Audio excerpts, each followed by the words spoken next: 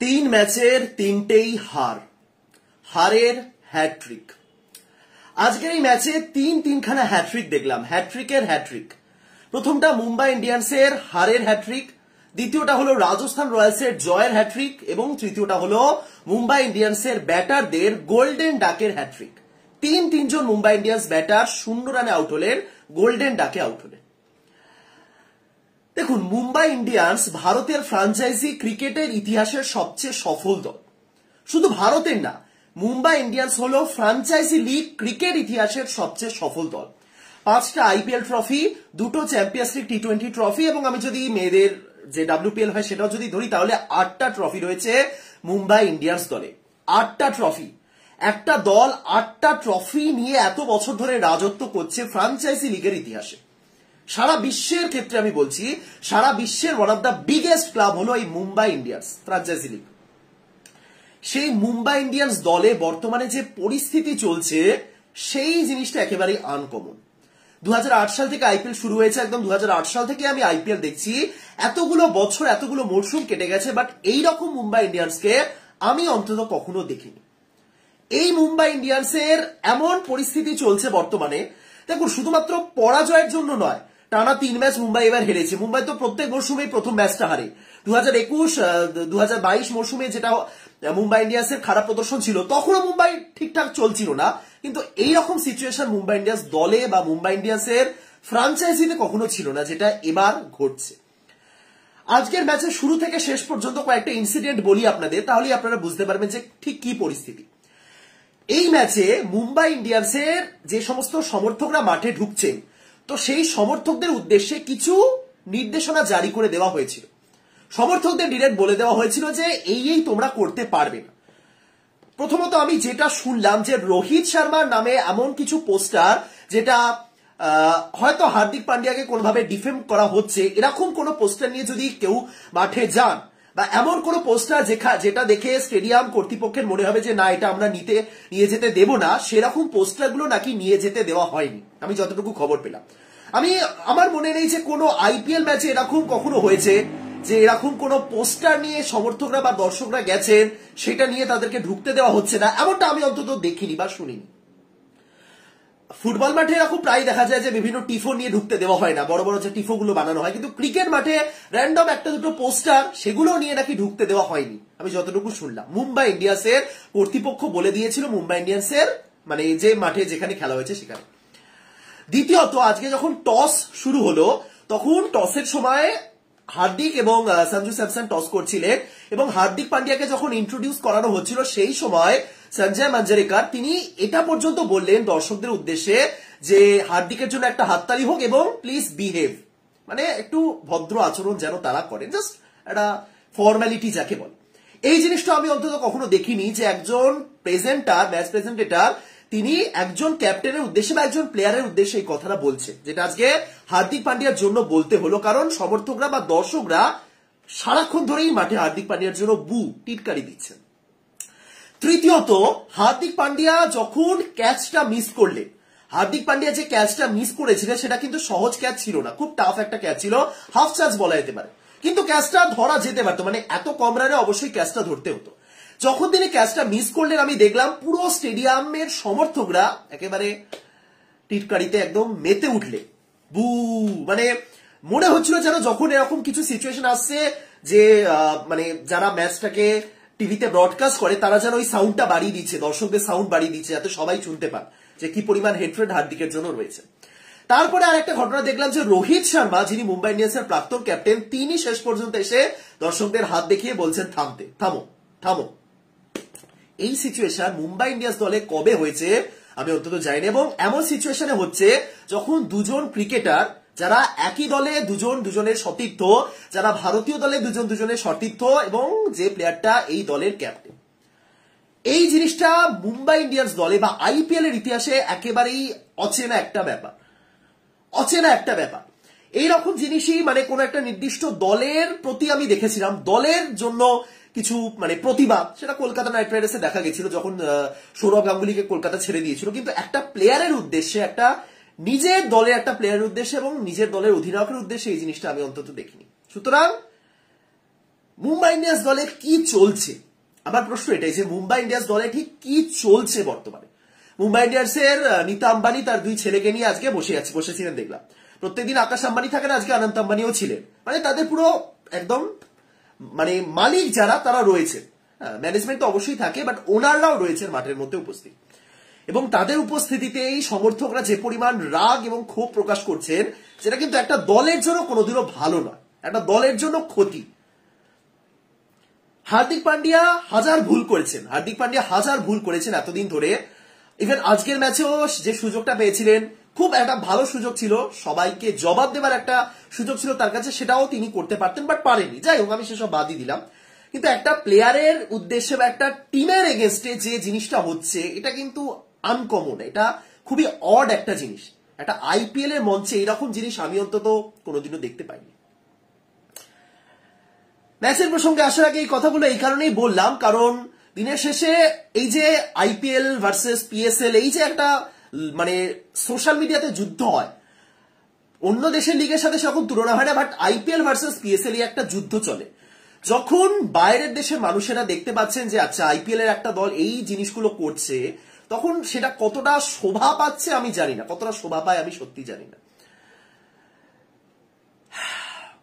দেখুন, আমি যারা আমার ভিডিও রেগুলার ফলো করেন বা হার্দিক রিলেটেড যতগুলো ভিডিও দেখেছেন, আমি হাজারবার বলেছি যে অবশ্যই গঠনমূলক সমালোচনা হোক, সেরকম দরকার। হার্দিক পান্ডিয়া যেভাবে খেলছেন, যে ব্যাটিং করছেন, যে বোলিং করছেন, তার যে অ্যাপ্রোচ খুব একদম নিম্নমানের, একজন ক্যাপ্টেনের থেকে যেটা কখনো এক্সপেক্টেড নয়, এবং আরোই এক্সপেক্টেড নয় কারণ দুদিন পর তিনি ভারতীয় দলের হয়ে ক্যাপ্টেন্সি করবেন।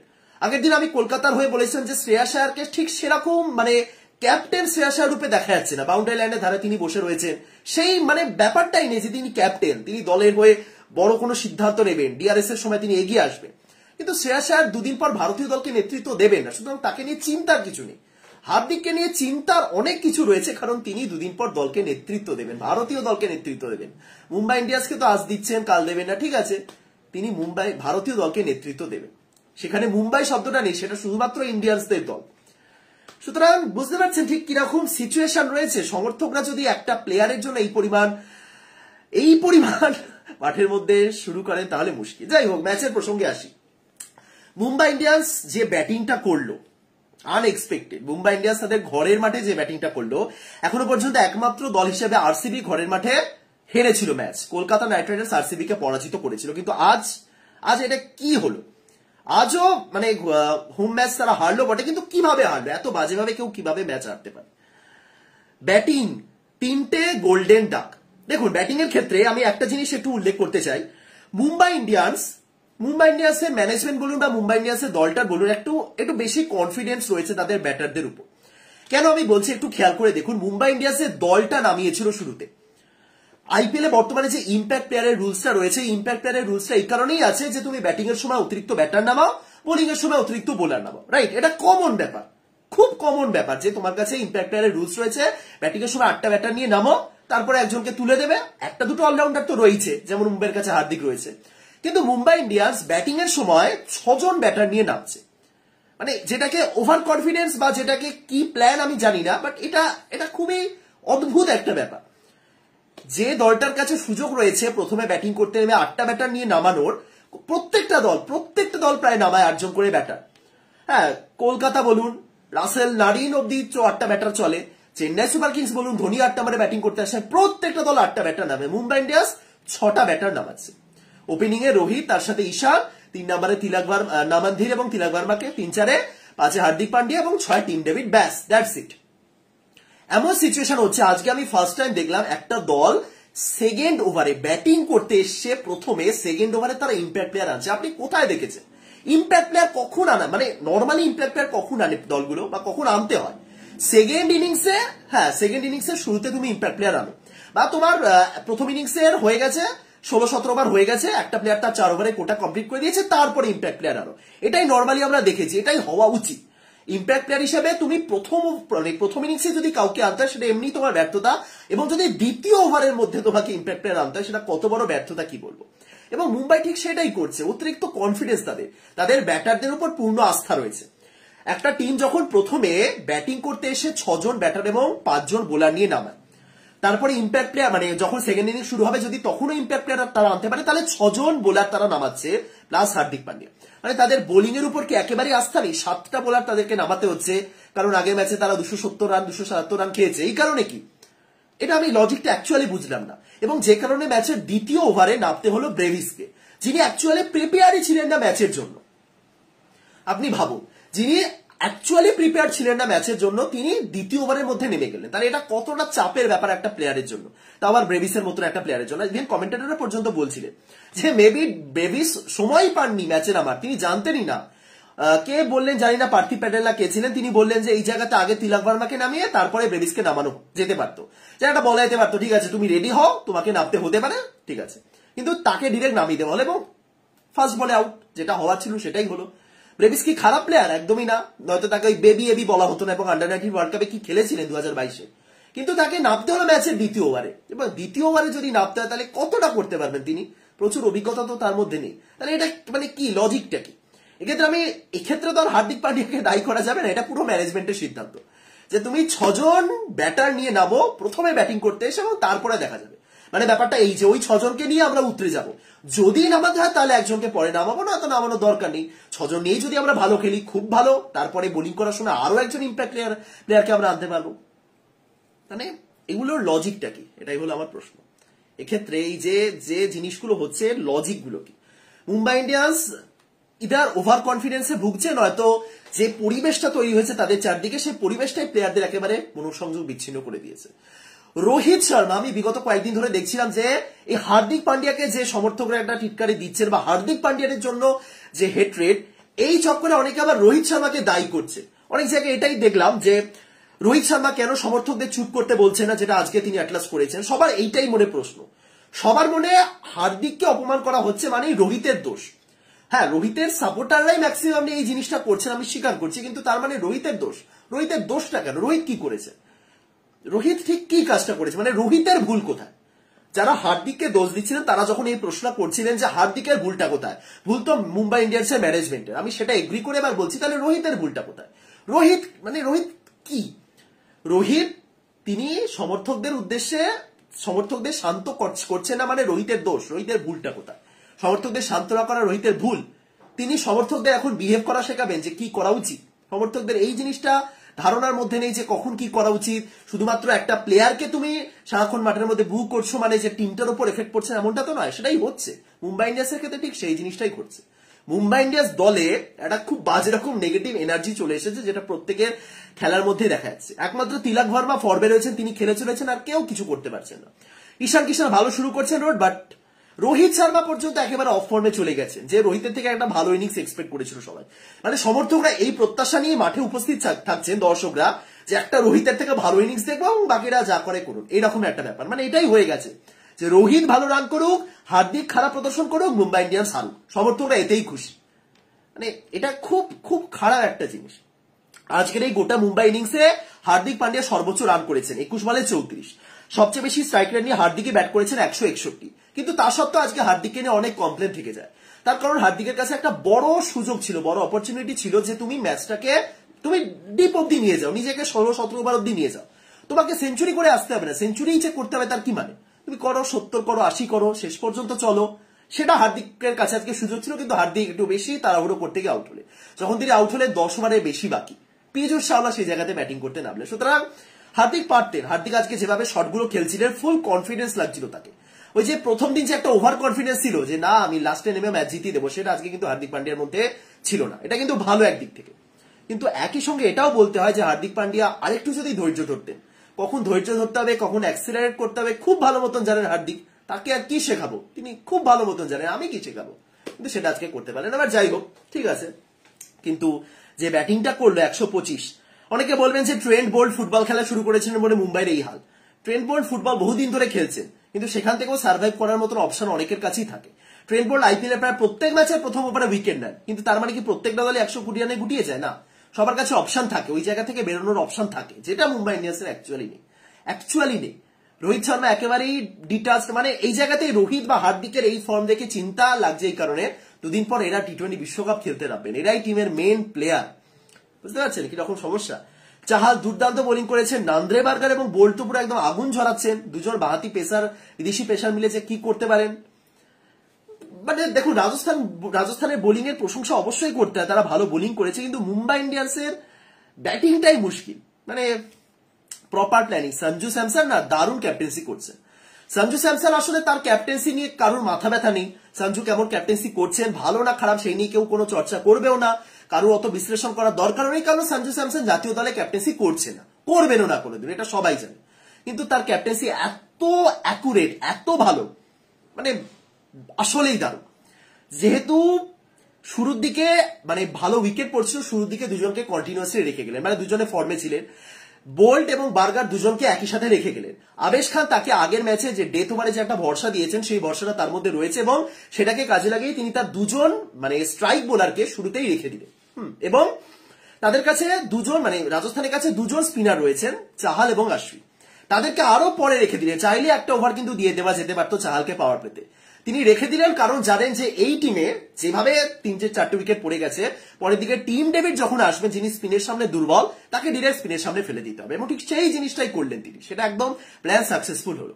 ওই জায়গাতে স্পিনারদের রেখে দিলেন, অশ্বিন এবং চাহালকে একদম লাস্টের জন্য তুলে রাখলেন, এবং ঠিক সেই জায়গাতেই ডেভিড আসলেন। ডেভিড এত স্ট্রাগল করলেন স্পিনের সামনে, 24 বলে 17 রান, একটা 4, 70 স্ট্রাইক রেট নিয়ে তারপরে আউট। সুতরাং দারুণ ক্যাপ্টেন্সি সঞ্জু স্যামসনের। ঠিক এই জায়গাগুলোতেই হার্দিক পান্ডিয়ার ক্যাপ্টেন্সি বলুন, হার্দিক পান্ডিয়ার ম্যাচের মধ্যে ইনভলভমেন্ট বলুন, এই জিনিসগুলো কিন্তু চোখে পড়ছে, আরো বেশি করে চোখে পড়ছে। এবং সমর্থকরা যখন আর কি বলবো, যাই হোক। আর মুম্বাই ইন্ডিয়ান্স যে রানটা তুলেছে, তারপরে তার কিছু বলার নেই। রিয়ান পারাগ রেগুলারলি ভালো খেলে চলেছেন, আজকেও অসাধারণ 39 বলে 54। মানে আমি যদি আপনাকে আজ থেকে 10 দিন আগে এই কথাটা বলতাম যে রিয়ান পারাগের মাথায় এবার অরেঞ্জ ক্যাপ থাকবে, আপনি নিশ্চয়ই ভাবতেন যে এই ছেলেটা মজা করছে, কি বলছে, একদম সার্কাস্টিক পোস্ট। বা যারা ধরুন যারা খেলাধুলা দেখেন না, যারা জানেন যে রিয়ান পারাগ কে এবং রিয়ান পারাগ কি করেছে এতদিন, যারা জানে এবং যারা এই মুহূর্তে খেলা দেখছে না, তাদেরকে গিয়ে আমি যদি বলি যে রিয়ান পারাগের মাথায় এখন অরেঞ্জ ক্যাপ রয়েছে, তারা কি বলবে বলুন তো? এপ্রিল ফুল বানাচ্ছিস, তাই তো? একদম পারফেক্ট। মানে রিয়ান পারাগের মাথায় এই মুহূর্তে অরেঞ্জ ক্যাপ রয়েছে, এটা যদি আমি কাউকে আজকে বলি যেটা অ্যাকচুয়ালি রয়েছে, তাহলে লোকে বলবে তুই আজকে আমাকে এপ্রিল ফুল বানাচ্ছিস। কিন্তু রিয়ান পারাগ এটা বাস্তবে করে দেখিয়েছেন। রিয়ান পারাগের ব্যাটিং দেখতে পাচ্ছেন, এত কনফিডেন্ট, আরামসে ম্যাচটা যেটা ছিল, রানা বলও দরকার ছিল না, আজকে ওভারে 4 রান করে করলেই ম্যাচটা জিতে যেত, এবং সেখান থেকে কি সুন্দর ধৈর্য ধরে লাস্ট অব্দি ম্যাচটা খেলে গেলেন। কাকে নিয়ে ব্যাটিং করলে? রবিচন্দ্রন অশ্বিনকে নিয়ে একটা সময় পর্যন্ত পুরো টানা একটা ভালো পার্টনারশিপ বিল্ড করে গেলেন। একদম ম্যাচিওর ব্যাটিং করছে। 4 নম্বরে যে তাকে প্রমোট করা হয়েছে না, রিয়ান পারাগ তিনি নিজে একদম মানে কি বলবো পরিশ্রম করেছেন, নিজেকে ইমপ্রুভ করেছেন। এই যে রাজস্থান রয়্যালস যে দলটাতে তিনি খেলেন, রাজস্থান রয়্যালসের একটা একাডেমি রয়েছে, আর একাডেমি, সেই একাডেমিতে গিয়ে নিজেকে প্রস্তুত করেছেন। স্ম্যাটে ভালো প্রদর্শন করেছিলেন, তারপরে আর একাডেমিতে নিজেকে অনেকটা সময় দিয়েছেন। রাজস্থানের ধ্রুব জুরেল, যার ইন্টারন্যাশনাল ডেবিউ ভালো হয়েছে টেস্টে, জয়সওয়াল, এরা কিন্তু এই আর এর প্রোডাক্ট, রাজস্থানের একাডেমির প্রোডাক্ট। সেখানে গিয়ে তিনি কিন্তু ভালো প্রদর্শন করেছেন এবং তার পারফরমেন্স দেখতেই পাচ্ছেন। সুতরাং খাটলে মানে খাটাখাটনি করলে সফলতা কিন্তু খুব তাড়াতাড়ি আসে, এবং এটাও রিয়ান পারাগের থেকে আমরা দেখতে পাচ্ছি বা বুঝতে পারছি, যে প্লেয়ারটাকে নিয়ে আজ ট্রোল হয়েছে সেই প্লেয়ারটা কিন্তু জবাব দিতে পারে। এরকম অনেক মানে এরকম ঘটনা রয়েছে যে এত ট্রোল করা হয়েছে যে প্লেয়ারটা পুরো হারিয়ে গেছে, মানে এত মানে পাতি ভাষা বলে না যে বার খাওয়ানো হচ্ছে, তুমি ভালো খেলছো মানে তোমাকে বার খাওয়ানো হচ্ছে, এরকম হাজারটা উদাহরণ রয়েছে যে এত বার খাইয়েছি আমরা, তো কোথায় হারিয়ে গেছে। আবার এত ট্রোল করা হলেও প্লেয়াররা হারিয়ে যায়। তার মাঝে রিয়ান পারাগের এই যে কামব্যাক, এগুলোই কিন্তু মানে উদাহরণ হিসেবে থেকে যাওয়া উচিত। আমরা একসময় পান পারাগ বলতাম, আজ রিয়ান পারাগ মাথায় অরেঞ্জ ক্যাপ নিয়ে আমাদের বলছে, নাও এই হলো আমার পান পারাগ, অরেঞ্জ ক্যাপ মাথায় রয়েছে, আমি কোহলির সাথে একই সাথে অরেঞ্জ ক্যাপ নিয়ে বসে আছি 3 ম্যাচ পর। সুতরাং দেখতে পাচ্ছেন আমি রিয়ান পারাগ এবং হার্দিক পান্ডিয়াকে একই ফ্রেমে রেখে একটা কোলাজ করেছি, মানে ভিডিওর সাথে যেটা রেখেছি, জাস্ট দুটো ফটোকে পাশাপাশি রেখে জাস্ট এইটুকুনি বলা। কাল রিয়ান পারাগ 0 ছিলেন, আজ রিয়ান পারাগ হিরো হয়ে উঠেছে। হার্দিক পান্ডিয়া একসময় হিরো ছিলেন, আজ 0। সমর্থকরাই তাকে 0 বানিয়েছে, মুম্বাই ইন্ডিয়ান্সের ম্যানেজমেন্ট তাকে 0 বানিয়েছে, নিজের কিছু ভুল কাজের জন্য বর্তমানে 0-তে রয়েছে। এই হার্দিক পান্ডিয়ারও সময় আসবে, তখন তিনিও দেখিয়ে দেবেন, বাট তার জন্য কিন্তু সমর্থকদের কিছুটা অন্তত কোঅপারেট করতে হবে। এবার একটু এক্সট্রিম পর্যায়ে যাচ্ছে। এতদিন পর্যন্ত ঠিক আছে, মানে ব্যাপারটা ওই মুম্বাই ইন্ডিয়ান্সের ম্যানেজমেন্ট ভার্সেস মুম্বাই ইন্ডিয়ান্সের সাপোর্টারই চলছিল, কিন্তু তার মাঝেও হার্দিক পান্ডিয়া বেশ কিছু আচার আচরণ বলুন, বেশ কিছু ভুল ক্যাপ্টেন্সি বলুন, তার জন্য মনে হচ্ছিল যে না কি হচ্ছে। বাট আজকে দেখুন, আজকের গোটা ম্যাচে হার্দিক পান্ডিয়াকে আপনি ক জায়গায় দোষ দেবেন, কিন্তু গোটা ম্যাচে হার্দিক পান্ডিয়াকে যে পরিমাণ সমর্থকরা টিটকারি দিয়েছেন এটা খুবই বাজে। যে ক্যাচটা মিস করেছে তার জন্য ওরকম করা হয়, মানে ওরকম করা হবে কি? খুব খুব সহজ ছিল ক্যাচটা, একটা হাফ চান্স, ওই জায়গাতে ক্যাচটা মিস করলেও কিছু বলা যেত না। হ্যাঁ, এই টার্গেটে তোমাকে ওই ক্যাচ ধরতে হবে অবশ্যই। যখন টস করতে এলেন তখন স্টেডিয়াম একেবারে ভরে গেল, তাও তো হার্দিক পান্ডিয়া হাসি মুখে কিছু কথা বলছেন, তাই না? তিনি তো এমন কিছু অ্যাগ্রেসিভলি কিছু বলছেন না। সুতরাং এবার একটু কমানো উচিত। তবে স্টিল যারা এই আইপিএল এর ম্যাচকে বা আইপিএল এর সাপোর্টকে ইন্টারন্যাশনাল ম্যাচের সাথে তুলনা করছেন, অনেকে তো আমি দেখলাম যে এই যে বর্তমানে হার্দিক পান্ডিয়ার অফ ফর্ম চলছেন, অনেকে এর সাথে তুলনা করছেন ইন্টারন্যাশনালে। অনেকে ওই প্রসঙ্গগুলো টেনে আনছেন যে ভারতের একমাত্র মানে match winner Hardik Pandya. Even এই শব্দগুলো ব্যবহার করা হচ্ছে যে ভারতের একমাত্র ম্যাচ উইনার হার্দিক পান্ডিয়া। মানে ঠিক আছে, হার্দিক পান্ডিয়াকে ডিফেন্ড করা হোক, কিন্তু তার মানে এই নয় যে হার্দিক পান্ডিয়া একমাত্র ম্যাচ উইনার, কোনোদিনও নয়। ভারতে 1000টা ম্যাচ উইনার রয়েছে টি-20 ক্রিকেটে, 1000টা। মানে দিনের দিন তারা ভালো প্রদর্শন করতে পারে, সবাই একসাথে জ্বলে ওঠেন না, তাহলে ভারতের কাছে আজ 5-6টা টি-20 বিশ্বকাপ থাকতো না। এই মুহূর্তে রিঙ্কু সিং ভারতের একজন ম্যাচ উইনার, শিবম দুবে ভারতের একজন ম্যাচ উইনার, কোহলির কথা তো ছেড়েই দিলাম, সূর্য একজন ম্যাচ উইনার, রোহিত তার যেদিন ফর্মে থাকে ম্যাচ উইনার, শুভমান গিল, জয়সওয়াল সবাই ম্যাচ উইনার। হার্দিক পান্ডিয়া একমাত্র ম্যাচ উইনার নন, তিনি অবশ্যই ইন্টারন্যাশনাল ক্রিকেটে ভালো খেলেছেন। ডিফেন্ড করা এই জায়গাতে ঠিক আছে, ডিফেন্ড করা খুব ভালো, কিন্তু তার মানে ইললজিক্যাল ডিফেন্ড তো দরকার নেই না। অবশ্যই এই যেটা হচ্ছে মানে আসলেই বাড়াবাড়ি হচ্ছে। আমি একদমই সাপোর্ট করছি না হার্দিককে নিয়ে যেটা হচ্ছে, কোনোদিনও করবো না। এবার বাড়াবাড়ি, খারাপ খেললে তাকে নিয়ে সমালোচনা হোক, কিন্তু এটা যেটা হচ্ছে সেটা সমালোচনা হচ্ছে। এটাকে সমালোচনা বলেন, এটাকে ট্রোলও বলেন, এটাকে নোংরামি বলে পাতি ভাষা। তার রোজ তিনি আসছেন, দেখছেন যে সমর্থকরা কি করছেন। হায়দ্রাবাদে খেলতে যাচ্ছেন, সেখানে সেম অবস্থা, গুজরাটে খেলতে যাচ্ছেন, সেখানে সেম অবস্থা, নিজের ঘরের মাঠে খেলছেন। তাহলে পাতি ভাষা একটা কথা, একটাই জিনিস করা উচিত, হার্দিক বসে যান, হার্দিক বসে যান। হার্দিক পান্ডিয়া নিজেও জানে যে এই যে সিচুয়েশনটা চলছে সেখান থেকে বেরোনোর তার একটাই রাস্তা আছে, সেটা হলো তাকে পারফরমেন্স করতে হবে। হার্দিক নিজেও জানেন আর কোনো উপায় নেই, আর কোনো রাস্তা খোলা রাখেনি মুম্বাই ইন্ডিয়ান্সের ম্যানেজমেন্ট এবং বাকি যে সমর্থক বা দর্শক রয়েছে।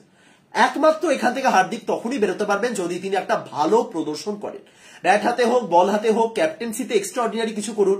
আজকে যখন হার্দিক পান্ডিয়া 4 মারছিলেন, সমর্থকদের চিৎকার দেখছিলেন, এটাও সবাই জানে যে এই হার্দিকে যেদিন একটা ভালো ইনিংস খেলবে, এই যারা সমর্থকরা আজকে মাঠের মধ্যে চিৎকার করছেন তারাই একদম পুরো ইউটার্ন খেয়ে এটা করে দেবে। পাশের 2 দেশেও সেম জিনিসই ঘটেছে। আমি মানে বাস্তব উদাহরণ দিচ্ছি। বাংলাদেশে সাকিব আল হাসান এবং লিটন দাসের উদ্দেশ্যে বিগত 5-6 মাসে প্রচুর পরিমাণে এরকম কি বলবো, ওই বাংলাদেশে তো ভুয়া ভুয়া বলে চিৎকার করা হয় সাকিব আল হাসানের উদ্দেশ্যে। লিটনের উদ্দেশ্য হয়েছে, লিটন সেই জবাবটা এখনো দিতে পারেননি, বাট সাকিব আল হাসান 1000বার দিয়েছে। যখনই সাকিব একসময় ব্যাটিং করতে আসতেন ভুয়া ভুয়া বলে চিৎকার করা হতো, বিভিন্ন কারণ রয়েছে, পলিটিক্যাল রিজন রয়েছে, তার ক্রিকেট মাঠের বাইরে কিছু ইনভলভমেন্টের জন্য তাকে এরকম বলা হতো, প্লাস তার সেরকম ভালো প্রদর্শন ছিল না একটা সময়, অনেক কিছুর জন্য এই জিনিসটা বলা হতো। কিন্তু যখনই সাকিব আল হাসান তারপরে ব্যাটিং করতে এসে ভালো রান করেছেন, উইকেট তুলেছেন, তখনই সবাই মিলে চিৎকার করেছে, সে বিপিএল এর মঞ্চে হোক বা আন্তর্জাতিক ক্রিকেটে হোক। হ্যাঁ, এটা এই এশিয়া মহাদেশে মানে উপমহাদেশের, এশিয়া মহাদেশটা উপমহাদেশের দর্শকদের বা সমর্থকদের মধ্যে এটা কমন। আমরা প্রচুর আবেগ প্রবণ হয়ে যে কি করি ভগবান জানে, মানে যা পারি করি। ক্রিকেট দেখি আমরা জাস্ট দেখি, আমরা ক্রিকেটের ইনভেস্টার নই। হ্যাঁ, আমরা টিভি দেখার জন্য হয়তো টিভির চ্যানেল নিই, সাবস্ক্রিপশন নিই, আমরা হয়তো অনলাইনে দেখার জন্য সাবস্ক্রিপশন নিই, আমাদের খরচ বলতে ওইটুকুনি, ডেটা কানেকশন ইউজ করি আমাদের খরচে, এবং আমরা সময় নষ্ট করি। আমরা এই সিচুয়েশনে রয়েছে, আমরা সাপোর্টার হিসেবে এই জিনিসগুলো করি, কিন্তু আমাদের আবেগ খেলাটার সাথে যেভাবে জড়িয়ে না, সেটা আর কোথাও পাবেন না। আমরা পুরো খেলার মাঝে একদম ঢুকে যাই, যেন আমরা খেলার একদম কন্ট্রোল করছি, এরকম সিচুয়েশন আমাদের। এটা ভুল নয়, মানে এই কারণেই তো আবেগগুলো টিকে রয়েছে এবং এই কারণেই আমাদের ক্রিকেটের এত ক্রেজ, সেটা ভুল কিছুই না। কিন্তু এই আবেগ তাড়িত হয়ে আমরা এমন কিছু কাজ করি যেগুলো অ্যাকচুয়ালি ঠিক নয়। যাই হোক, কি বলবো, মানে এই জায়গাতে অনেক কিছু বলা যায়। এই যে আচ্ছা বলি, আমি ভাবছিলাম যে এই কথাটা বলবো না, বাট বলি আপনাদের। এই যে আজ থেকে 2-3 মাস আগে, আজ থেকে 2-3 মাস আগে, ওই ধরুন যখন ওডিআই বিশ্বকাপটা শেষ হয়েছে, ঠিক আছে, যখন ওডিআই বিশ্বকাপটা শেষ হয়েছে, যখন ভারত হেরে গেছে ফাইনালে, যখন বাংলাদেশ গ্রুপ পর্যায় থেকে ছিটকে গেছে, আমি ভারত এবং বাংলাদেশ এই দুটোর কথা বলছি, দুটো দেশের কথা বলছি, কারণ পাকিস্তানে অ্যাকচুয়ালি এই জিনিসটা অ্যাপ্লিকেবল নয়, ঠিক আছে। ক্রিকেট বিশ্বকাপটা যখন শেষ হলো, আমরা যখন ফাইনালে হেরে গেলাম, আমরা যখন একটা টুর্নামেন্ট জিততে, আবারও একটা আইসিসি ট্রফি জেতা থেকে মানে কি বলবো, জিততে পারলাম না, বঞ্চিত হলাম। এবং ঠিক তার আগেই যখন আমরা একটা দারুণ ম্যাচ জিতলাম ফুটবলে, আমরা সেই সময় কুয়েতকে তাদের ঘরের মাঠে হারিয়েছিলাম, তখন এই জিনিসটা বলা হচ্ছিল, তখন জাস্ট 2-3 দিনের মাথায়, এবং সেই সময় বাংলাদেশও একটা ভালো ম্যাচ জিতেছিল, মানে ক্রিকেটে একটা ভরাডুবির পর বাংলাদেশও ফুটবলে ভালো প্রদর্শন করেছিল সেই সময়, মনে করে দেখুন। তখন দুদেশে এই একটা কমন জিনিস আমি সোশ্যাল মিডিয়াতে দেখতে পেলাম, সবাই বলছেন অনেক হয়েছে ক্রিকেটকে সাপোর্ট করা, আর সাপোর্ট করে লাভ নেই, এরা না কোনোদিনও কিছু ট্রফি জিততে পারবে, এরা না কিছু করতে পারবে, এর চেয়ে বরং ফুটবলকে আমাদের সাপোর্ট করা উচিত। মানে এটা হলো জাস্ট একটা আবেগ, মানুষ ঠিক এতটাই আবেগপ্রবণ যে জাস্ট 2-3 দিনের মধ্যে ইউটার্ন মেরে ক্রিকেট থেকে ফুটবলে একদম জাম্প করেছিল অডিয়েন্স। এবং এদের ম্যাক্সিমাম তারাই যারা অ্যাকচুয়ালি ফুটবল সম্পর্কে সেরকম খোঁজ খবর রাখে না, যাদের কাছে ওই একটা জয় একটা বিশাল জয়, যাদের কাছে ওই একটা জয়ের পরই মনে হয়েছিল যে ক্রিকেটে আর কিচ্ছু হবে না, ফুটবলে আমরা এর চেয়ে অনেক ভালো খেলতে পারি, হয়তো আমাদের সেরকম রিসোর্স নেই, সেরকম টাকা পয়সা ইনভেস্টমেন্ট হয় না বলে আমাদের ফুটবল এগোচ্ছে না। মানুষের আবেগটা এই জায়গাতে। এবং তারপরে আরো 2 মাস কেটে গেছে, এবং এই মুহূর্তে দাঁড়িয়ে দেখুন, এই মুহূর্তে দাঁড়িয়ে ভারতীয় ফুটবল দেখুন এবং ভারতীয় ক্রিকেট দেখুন, এই মুহূর্তে দাঁড়িয়ে বাংলাদেশের ফুটবল দেখুন এবং বাংলাদেশের ক্রিকেট দেখুন। সে যতই বলি যে আমাদের বিশ্বকাপ আসছে না, ক্রিকেট দেখবো না, এবার ফুটবলকে সাপোর্ট করি, আমরা আইপিএল কিন্তু দেখছি, বাংলাদেশেও ক্রিকেট ম্যাচ চলছে, বাংলাদেশেও সবকিছু ঠিকঠাক চলছে, কিন্তু ফুটবল কোন জায়গাতে রয়েছে আমাদের ফুটবল? একজন ভারতবাসী হয়ে আমি যদি ভারতীয় ফুটবল নিয়ে আলোচনা করতে চাই, আমার আজকাল হাসি পায়। অনেকেই বলেন যে শুধুমাত্র ক্রিকেট নিয়ে ভিডিও বানাও, ফুটবল নিয়ে কেন বানাও না? সোজা কথা, আমি একদম সহজ সরল বলছি যে ফুটবল নিয়ে যদি ভিডিও বানাতে বসি না, আমার হাসি পায় এবং নিজেকেই মনে হয় যে কি বানাচ্ছি আমি। এই যে আজকে একটা ভারতের ফুটবল দল নিয়ে ভিডিও বানাবো, আমি নিজেকে হাসির পাত্র বানাবো অডিয়েন্সের সামনে, কারণ ভারতীয় ফুটবল কিছুই করতে পারে না। বিশ্বাস করুন, ভারতীয় ফুটবলের যদি আপনারা ম্যাচ দেখেন বা যারা দেখেন জানবেন যে ভারতীয় ফুটবলকে নিয়ে কথা খরচ করাও না, জাস্ট সময়ের একদম অপচয় যাকে বলে। এবং বাংলাদেশের ফুটবলও সেম জায়গাতে দাঁড়িয়ে, ঘরের মাঠে হার, বাইরের মাঠে হার, পরপর 2টো ম্যাচে তারা হারলো। ভারত তো আফগানিস্তানের 3rd টিমের কাছে হারছে, হ্যাঁ, আফগানিস্তানের মতন দলের কাছে ভারত হারছে ফুটবল। সুতরাং এইটাই আমি বলছি, এই পয়েন্টগুলো এই কারণে উল্লেখ করলাম, কারণ এই যে আবেগ, হ্যাঁ, জাস্ট 2 দিনের মধ্যে আমরা ইউটার্ন মেরে ক্রিকেট থেকে ফুটবলে জাম্প করলাম, আমাদের কাছে মনে হচ্ছে ফুটবল বেস্ট, আমাদের দেশ ফুটবলের সর্বে সর্বা, ক্রিকেটে অত ক্রেজ না থাকলে ফুটবলে আজকে আমরা রাজত্ব করতাম। ঠিক ঠিক জাস্ট 2 থেকে 3 মাসের একটা রিয়েলিটি চেক হয় আমাদের, এবং তারপরে বুঝতে পারি যে না, ফুটবলে আমাদের কিছু হবে না, আমরা ক্রিকেটে আসি। এই পরিমাণ আবেগ রয়েছে আমাদের, এই পরিমাণ আবেগই হলাম আমরা সমর্থকরা, দর্শকরা। সুতরাং বুঝতে পারছেন যে একটা মানুষ যখন একটা খেলার পিছনে এই পরিমাণ আবেগ তাড়িত হয়ে কিছু কাজবাজ করেন বা মন্তব্য করেন, তারা মাঠের মধ্যে ঘটা ইনসিডেন্ট গুলোকে ঠিক কতটা সিরিয়াসলি নেবে। যতই আমরা বলি না এগুলোকে আমরা লাইটলি নিচ্ছি না, যতই ওই মানে বলা হয় না আমরা ম্যাচিওর হয়ে গেছি, সেই ছোটবেলার ক্রিকেট আবেগ আর নেই, এখন আমরা কলেজ লাইফে বিজি, আমরা কাজবাজে বিজি, সব কিচ্ছু হয় না, কিচ্ছু হয় না। আমরা অ্যাকচুয়ালি ক্রিকেটের সাথে একদম জড়িত, ক্রিকেটে যেটা ঘটছে সেটা আমাদের মুড চেঞ্জ করে দেয়।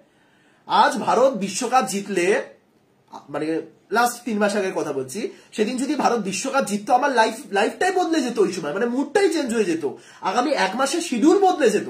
কিন্তু ভারত বিশ্বকাপ জিতেনি বলে আমাদের মুডই বদলে গেছে। জাস্ট একটা ম্যাচের রেজাল্ট কি করতে পারে বুঝতে পারছেন? এবং এই ফ্রাঞ্চাইজি লিগ যারা অ্যাকচুয়ালি আইপিএল নিয়ে মাতামাতি করেন, যারা ওই টাকার খেলায় বেতে ওঠেন, বা যাদের জেতা হারা পিছনে দল জিতছে না হারছে তার থেকেও বড় কথা কত টাকা পাচ্ছি, সেটা আমি বাদ দিলাম, তাদেরকে বাদই দিলাম, ঠিক আছে। কিন্তু যারা অ্যাকচুয়ালি দলের সাথে একদম একাত্মভাবে জড়িয়ে গেছে, যাদের কাছে দল কেমন প্রদর্শন করছে, দলের প্লেয়াররা কেমন প্রদর্শন করছে সেটা ইম্পর্টেন্ট, তারা কিন্তু এই সব জিনিসগুলো খুব সিরিয়াসলি নেয়, এবং তারই বহিঃপ্রকাশ এই হার্দিক পান্ডিয়ার উদ্দেশ্যে। দোষ মুম্বাই ম্যানেজমেন্টের অবশ্যই রয়েছে, দোষ হার্দিক পান্ডিয়ারও রয়েছে। অনেকে এই জায়গাতে মুম্বাই ইন্ডিয়ান্সকে আসলে দোষ দিয়ে হার্দিক পান্ডিয়াকে কিছুই করছে না। দেখুন, আমি কয়েকটা ছোট্টখাটো কথা বলি। প্রথমত, যারা বিভিন্ন রকম অ্যাজাম্পশন করছেন যে দোষ মুম্বাই ইন্ডিয়ান্সেরই, হার্দিকের কোনো দোষ ছিল না, হার্দিককে জোর করে ক্যাপ্টেন্সি নিয়েছেন, এই অ্যাজাম্পশন গুলো করা বন্ধ করুন। দু তরফ থেকেই বলছি। যারা মনে করছেন যে দোষ পুরোটাই হার্দিকের, তারাও এইসব ভাবনাটা বন্ধ করুন, এবং যারা মনে করছেন দোষ পুরোই মুম্বাইয়ের, তারাও এইসব ভাবনাটা বন্ধ করুন।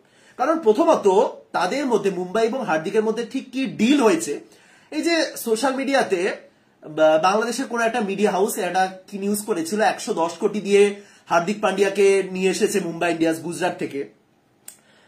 প্রথমত, তারা এমন ভাবে রিপ্রেজেন্ট করেছে, লোকজন ভুল ভেবেছে, লোকজন বুঝে উঠতে পারেনি যে কি আচ্ছা হার্দিক পান্ডিয়াকে তাহলে 111 কোটি না কত একটা অ্যামাউন্ট রয়েছে, এত টাকা দিয়েছে। প্রথমত, নিউজ পরিবেশনের এটাই ধরনটাই ভুল, জাস্ট ভিউসের জন্য এরকম ভাবে পরিবেশন করা হয়, একদমই নয়। 110 কোটি টাকা কোনো সিনই নেই, তোমার লিমিটই থাকে 100 কোটি টাকা তার মধ্যে কিনতে হয়। ওটা জাস্ট তুমি গুজরাট টাইটান্স থেকে ওই 3 বছরের যে চুক্তিটা থাকে তার আগেই তুমি প্লেয়ারটাকে দলে নিয়ে এসেছো, সেই কারণে গুজরাটকে তোমাকে কিছু দিতে হয়েছে। সেটাও কিন্তু মানে একদম কি বলবো, হ্যাঁ সবকিছুর একটা ট্রান্সপারেন্সি থাকে, কত টাকা দিতে হয়েছে সেটা জানা যায়, কিন্তু তার মানে এই নয় যে সবাইকে দেখিয়ে দেখে টাকাটা দেওয়া হচ্ছে, না। ট্রান্সপারেন্সি অবশ্যই রয়েছে, আপনি দেখতে পারবেন কত দেওয়া হয়েছিল, বাট তার মানে এই নয় যে ওটা পুরোপুরি সবার সামনে ডিলটা হয়েছে, না। দ্বিতীয়ত, হার্দিক পান্ডিয়া যখন মুম্বাই ইন্ডিয়ান্সে এসেছিলেন, অনেকে বলছেন তিনি একটা শর্ত দিয়ে এসেছিলেন যে হার্দিক পান্ডিয়া মুম্বাই ইন্ডিয়ান্সে আসলে তিনি ক্যাপ্টেন হবেন। এটা কোন জায়গাতে, কোন সূত্র মারফত লোকে জানতে পেরেছে? যারা বলছেন যে হার্দিক শর্ত দিয়ে এসেছিলেন যে তিনি মুম্বাইতে আসলে ক্যাপ্টেন হবেন, এটা কোন সূত্র মারফত আপনারা জানতে পেরেছেন বলুন? কে লিখেছে? এবং যে সূত্র মারফতই জানতে পেরেছে তারা কোন সূত্র মারফত জেনেছে? মুম্বাই ইন্ডিয়ান্সকে যখনই এই বিষয়ে কিছু প্রশ্ন করা হয়, মুম্বাই ইন্ডিয়ান্স চুপ হয়ে যায়, তারা থামিয়ে দেয় সাংবাদিকদের। কোন জায়গাতে তারা এই জিনিসগুলো রিভিল করেনি। সাংবাদিক জিজ্ঞাসা করেছিলেন যে মুম্বাই ইন্ডিয়ান্সে হার্দিক আসার জন্য কি তিনি, মানে আসার আগে কি তিনি বলেই দিয়েছিলেন যে তিনি ক্যাপ্টেন হবে যদি আসেন? যেটা গুজরাটে কিন্তু বলে দেওয়া হয়েছিল যে হার্দিক মুম্বাই ছেড়ে গুজরাটে যাচ্ছে আর ক্যাপ্টেন হবে বলে, একদম ক্লিয়ার কাট ছিল। কিন্তু এক্ষেত্রে কি এটা তিনি বলেছেন? কোন জায়গাতে, কোন সোশ্যাল মিডিয়াতে পোস্টে বলেছেন? কোন ফোন কল লিক হয়েছে সেখানে আপনারা শুনেছেন যে হার্দিক বলেছেন যে আমি ক্যাপ্টেন হিসেবেই আসবো? মুম্বাই ইন্ডিয়ান্সের কিছু প্ল্যান ছিল, তারা ভবিষ্যতে দল গুছাতে চেয়েছে, ঠিক আছে, সেটা আলাদা ব্যাপার, সেটা আলাদা, সেটা মুম্বাই ইন্ডিয়ান্সকে দায়ী করা হোক, এক্ষেত্রে হার্দিককে দায়ী করা উচিত নয়। আবার হার্দিক পান্ডিয়া ঠিক কি কারণে এসে মুম্বাই ইন্ডিয়ান্সে ক্যাপ্টেন হয়ে এই করেছেন, সেই কারণে আবার মুম্বাই ইন্ডিয়ান্সকে দায়ী করা, মানে কোনো মাথা মুন্ডু কিছু দাঁড়াচ্ছে না সবকিছুর মধ্যে। লোকে এত পরিমাণে রেগে গেছেন এই দলটার উপর, সবকিছু একদম ঘেটে ঘ হয়ে যাচ্ছে। একটু একটু একটু বন্ধ, একটু খেলার দিকে ফোকাস করা হোক, কারণ মুম্বাই ইন্ডিয়ান্সে এই জিনিসগুলো আমরা দেখি না, এই জিনিসগুলো খুবই অড। এটা খুব মানে একটা বিরক্তিকর সিচুয়েশন চলছে। আমি মুম্বাই ইন্ডিয়ান্সের সাপোর্টার নেই, বিশেষ করুন কোনোদিনও ছিলাম না। আজকে আমি দলের হয়ে সাফাই গাইতে আসিনি। মুম্বাই ইন্ডিয়ান্স টানা 3টে ম্যাচ হেরে পয়েন্ট টেবিলের একদম তলানিতে রয়েছে, একমাত্র দল যারা একটা ম্যাচও জিততে পারেনি। কবে জিততে পারবে তাদেরকে দেখেই মনে হচ্ছে না। যাদের ব্যাটিং একদমই চলছে না, 3টে গোল্ডেন ডাক আসছে, যাদের বোলিং রেকর্ড সংখ্যক রান কনসিড করছে, যাদের ক্যাপ্টেনকে সমর্থকরা বু করছেন, সেই টিমের কি সিচুয়েশন বুঝতে পারছে। কিন্তু সমর্থকরা এটাই চাইছেন যে মুম্বাই হারুক। আপনারা টুইটারে যান, ঠিক আছে, যাদের যাদের টুইটার আছে, এক্স, লিখুন হার্দিক বু, হার্দিক স্পেস BOO লিখুন, এবং যে পোস্ট গুলো আছে জাস্ট পড়ুন। আপনি যদি হার্দিকের হেটার হন আপনার হয়তো মজা লাগবে, কিন্তু যদি আপনি অ্যাকচুয়ালি নিউট্রাল পার্সপেক্টিভ থেকে ব্যাপারটা একটু ভাবেন, আপনি জাস্ট আকাশ থেকে পড়বেন যেটা কি দেখছি আমি। মুম্বাই ইন্ডিয়ান্সের ফ্যান পেজ ওয়ালা, ব্লু টিক ওয়ালা পেজ যারা সাবস্ক্রিপশন নেয় টাকা দিয়ে, তারা পর্যন্ত এরকম লিখেছে যে happy to see that supporters are booing Hardik Pandya. মানে এই সিচুয়েশন এসে দাঁড়িয়েছে, একটা ফ্যান ক্লাব পর্যন্ত এটা দেখে হ্যাপি হচ্ছে, এবং সাপোর্টারও তো তাই করছেন। আজ আমি সোশ্যাল মিডিয়াতে একটা লম্বা ভিডিও বানালাম, বড় বড় করে বললাম যে হার্দিক পান্ডিয়াকে এসব করা উচিত নয়, সাপোর্টাররা কি শুনবেন? আজকে আমি একটা ফেসবুকে একটা পোস্ট করলাম, লিখলাম যে ওয়েল প্লেড হার্দিক পান্ডিয়া, আমি তোমার পাশে আছি। সাপোর্টাররা কি তাতে লাভ রিয়াকশন দিয়ে চলে যাবেন? লাভ রিয়াকশন পড়বে, কিন্তু হার রিয়াকশন ছাড়িয়ে যাবে, কারণ সেই জায়গাতে হার্দিক চলে গেছেন। হার্দিক নিজের ভুলে হোক, ম্যানেজমেন্টের ভুলে হোক, হার্দিক আজকে সেই জায়গাতে দাঁড়িয়েছে, বুঝতে পারছেন? এবার কিছু করার নেই, হার্দিক নিজেও জানে এখান থেকে বেরোনোর একমাত্র উপায় তাকে ভালো প্রদর্শন করতে হবে, সেটা সম্পূর্ণ তার হাতে। আজকে খুব ভালো রকম সুযোগ ছিল, অনেক সময় থাকে না, আজকে প্রথমে ব্যাটিং ছিল, আজকে 12-13 ওভার তার হাতে ছিল, যখন ব্যাটিং করতেছিল আরো বেশি, হার্দিক যখন ব্যাটিং করতে নামলেন আরো বেশি, বাদ দিন কত ওভার ছাড়ুন। হার্দিক জানেন কি করতে হবে, কিন্তু হার্দিক পাচ্ছেন না। এবার এটা তো হার্দিকের ভুল, তাই না? এটা হার্দিকের ভুল, এটা হার্দিকের ব্যর্থতা, এটা হার্দিকের দোষ নয়। দোষ এবং ভুলের মধ্যে যে কমন ডিফারেন্স না, সেটাই মানুষ ভুলে গেছেন, এবং সেই কারণেই আজকে এই সিচুয়েশন। আপনি ভুল করতেই পারেন, ভুল ক্ষমা করে দেওয়া যায়, দোষকেও ক্ষমা করে দেওয়া যায়, কিন্তু দোষের যে দোষ বা পাপ তার প্রায়শ্চিত্ত করতে হয়। সমর্থকরা যে জায়গাতে চলে এসেছেন, হার্দিক পান্ডিয়া যেন পাপ করেছেন, হার্দিক পান্ডিয়া পাপ করেননি, হার্দিক ভুল করেছেন, হার্দিক আসলে ভুল করেছেন। হার্দিক ক্যাপ্টেন হিসেবে যে কাজগুলো করছেন সেগুলোকে বলা হয় ভুল, হার্দিকের কিছু প্রায়শ্চিত্ত করার নেই। হার্দিকের কি দোষ? বিগত 1 বছরে আমি হার্দিকের যদি 10টা দোষ খুঁজে বার করি, আমি বলি আপনাদের। প্রথম দোষ, হার্দিক পান্ডিয়া তার জুনিয়র প্লেয়ারকে হাফ সেঞ্চুরি কমপ্লিট করতে দেননি, তিলক ভার্মা, রাইট? একটা দোষ। দ্বিতীয় দোষ, হার্দিক পান্ডিয়া তার সিনিয়র প্লেয়ার মোহাম্মদ শামি, সেই শামির উদ্দেশ্যে একটু চিৎকার করে উঠেছিলেন, এটা হলো হার্দিকের দ্বিতীয় দোষ। তৃতীয় দোষ, হার্দিক পান্ডিয়া একটা দল এসেছেন, মেবি ক্যাপ্টেন হিসেবে আসবেন, সেই হিসেবেই তিনি এসেছেন। চতুর্থ দোষ, হার্দিক পান্ডিয়া ক্যাপ্টেন হিসেবে নেমেও খুব খারাপ ব্যাটিং করেছেন এবং বল হাতে নিজে আগে চলে এসেছেন বুমরাকে না নিয়ে। এগুলো আমি যদি দোষের মধ্যেই পড়ি, এগুলো কি সেই লেভেলের দোষ যে লেভেলের দোষের জন্য আপনি কাউকে কোনোদিনও ক্ষমা করতে পারবেন না? এটা জাতীয় দলের সাথে কোনো কানেকশনই নেই। হার্দিক পান্ডিয়ার যদি দোষ কিছু থেকে থাকে সেটা বহুদিন আগে হয়ে গেছে। আপনারা আজ থেকে 5-6 বছর আগে হার্দিকের দেখুন ইনসিডেন্ট গুলো, ওই যে আজ मैं करके आया, ওগুলো কিন্তু হার্দিকের দোষের মধ্যে পড়ে। এগুলো দোষ না, এগুলো ভুল। ভুলের ক্ষমা আছে এবং সেটা তিনি একদিন আদায় করেই নেবেন, খুব তাড়াতাড়ি করবেন এবং সমর্থকরা তখন তাকে নিয়ে নাচানাচি করবেন, তিনিও জানেন। কিন্তু যেটা হচ্ছে সেটা কি ঠিক হচ্ছে? এটুকুনি আমি বলতে চাই, দ্যাটস ইট। যাই হোক, ভিডিওটা আজকে এখানে শেষ করছি। একটু বেশি বললাম হার্দিককে নিয়ে। আবারও বলছি, আমি হার্দিককে ডিফেন্ড করতে চাই না। আমি হার্দিক পান্ডিয়ার ফ্যান বয় নই, আমি কোনোদিনও ছিলাম না।